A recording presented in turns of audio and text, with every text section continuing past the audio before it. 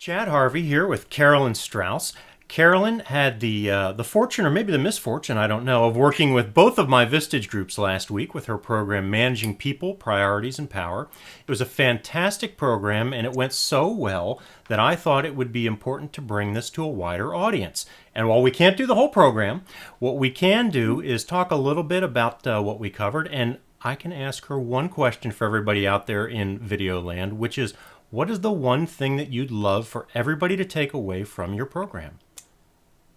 That managing people, power, and priorities is about managing yourself.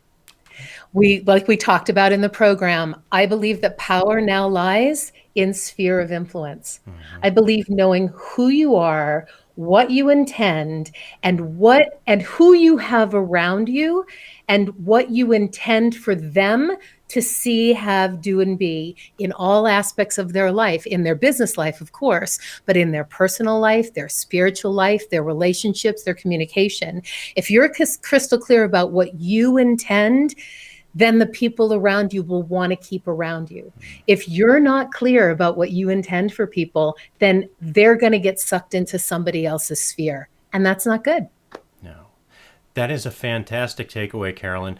You and I talked a little bit during some of the breaks last week, and I think I mentioned you. One of the things I see often is that we force rank our employees. We do a lot of objective analysis of different things in our professional and our personal lives, but very rarely do we actually spend time and do what you're talking about, which is an objective analyzation of those that surround us. Not in an employment context necessarily, but just in terms of their influence on us and us on them.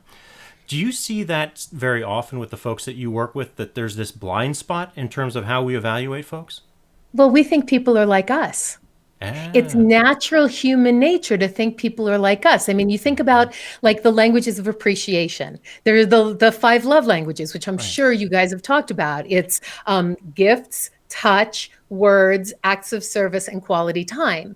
And what happens for us as human beings is we always default back to ours. So we think that showing somebody appreciation, and that's super important right now, especially going into the next year, especially with the change that's happened in the world, to show somebody appreciation in their language will make them want to stay around you personally and professionally.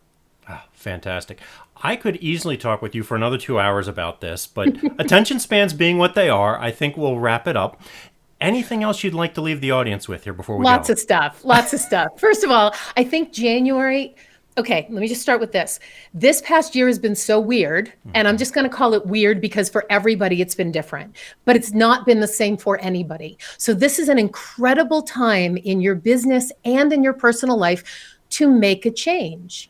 So if something needs to shift, people aren't going to be as shocked into the change as they would have been a year ago, because we've all been shocked into such a weird change anyway, that if you want to change something, get crystal clear about what you want to change, and then get a clear strategy for how you want to implement that so that it serves you, your world, and your ecology, the people around you.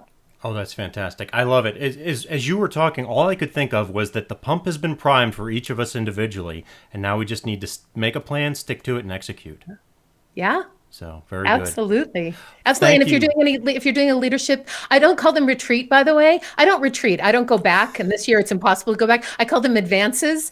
But if you guys are working on a leadership advance for your team and you want some structure around it or some help with it, that's one of the things. So that's one of the shifts that I've made in my business also, is I've been doing a lot more of those with the teams that I work with. Oh, fantastic. I love the concept of a leadership advance. I would always, it's funny, and we didn't rehearse this ahead of time. I would always tell organizations that I worked with, we're not going to retreat, we're going to advance. I thought I was the only one that ever said that. That's so fun. I only facilitate advances. I don't facilitate retreats because I don't go back.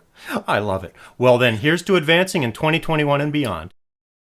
Thank you, Carolyn. Blessings, everybody.